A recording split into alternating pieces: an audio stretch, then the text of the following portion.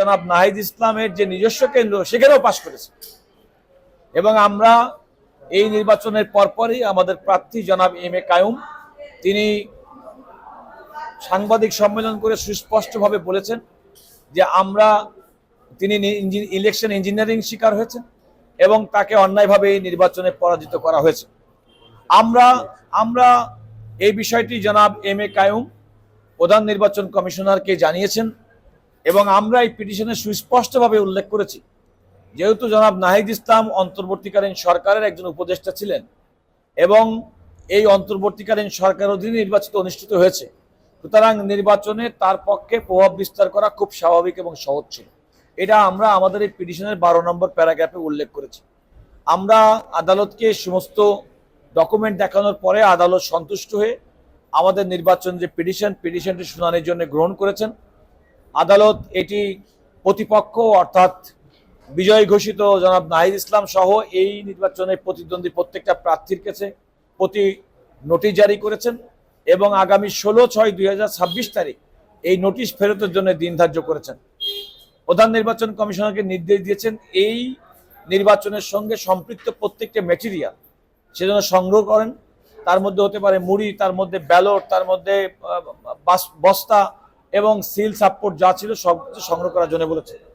আমরা আরেকটি পিটিশন আজকে করেছি, সেটা হচ্ছে মাদারীপুর 1-এ, যেখানে বিএনপির প্রার্থী নাদিরা আক্তার এবং এখানে খেলাফত মজলিসের প্রার্থী সাইয়েদ উদ্দিন আহমেদ হানজালা, যাকে নাদিরা আক্তারের থেকে মাত্র 385 ভোটে তাকে বিজয়ী দেখানো হয়েছে। এক্ষেত্রেও আমরা দেখে বলেছি যে প্রথমে নাদিরা আক্তারকে বিজয়ী ঘোষণা করা হয়েছিল, পরবর্তীতে পোস্টাল ব্যালট দেখিয়ে এবং বেশ কিছু কেন্দ্র আমরা দেখেছি যেখানে কোনো এজেন্টের স্বাক্ষরবিহীন অবস্থায় তাকে পরাজিত দেখানো হয়েছে। আদালত একইভাবে এই পিটিশনটি শুনানির জন্য গ্রহণ করেছেন এবং প্রতিপক্ষের প্রতি নোটিশ জারি করেছেন এবং আগামী 16/6/2026 তারিখ আমাদের যে নোটিশটা ফেরতের জন্য দিন ধার্য করেছেন এবং নির্বাচন কমিশনকে যথারীতি এই নির্বাচন সংশ্লিষ্ট প্রত্যেকটা মেটেরিয়ালকে তাদের প্রিজার্ভ করার জন্য নির্দেশনা দিয়েছেন। এই দুটি মামলা আজকে বিএনপির পক্ষ থেকে, একটি হচ্ছে এনসিপি প্রার্থী জনাব নাহিদ ইসলামের কে প্রতিপক্ষ করে, আরেকটি হচ্ছে জনাব হানজালা, ওনার পুরা নাম হচ্ছে সাইদ উদ্দিন আহমেদ হানজালা, যিনি খেলাফত মজলিসের প্রার্থী মাদারীপুর 1 আসন। এই দুটি পিটিশন আজকে আমরা বিএনপির পক্ষ থেকে দায়ের করেছি। আপনাদেরকে ধন্যবাদ। আমরা বিএনপি প্রার্থীর পক্ষের ভোটের কথা বলছি না, আপনি খেয়াল করে দেখেন এখানে সব প্রার্থী জনাব এম এ কায়ুম 636 ভোট পেয়েছে, জনাব নাহিদ ইসলাম 1012 ভোট পেয়েছে। টোটাল তাদের ভোটের দুজনের এবং অন্যান্য প্রার্থী একজন পেয়েছে 1, একজন পেয়েছে 1, একজন পেয়েছে 7, একজন পেয়েছে 35। টোটাল ভোট সংখ্যা হচ্ছে 1692, সব প্রার্থীরা মিলে পেয়েছে। সেই আসনে বাতিল ভোটের সংখ্যা 1722। তো অবিশ্বাস্য, যেখানে সব প্রার্থী মিলে 1692 ভোট, সেখানে বাতিল ভোটের সংখ্যা 1722 একটা কেন্দ্রে। আরেকটি হচ্ছে আপনি দেখেন,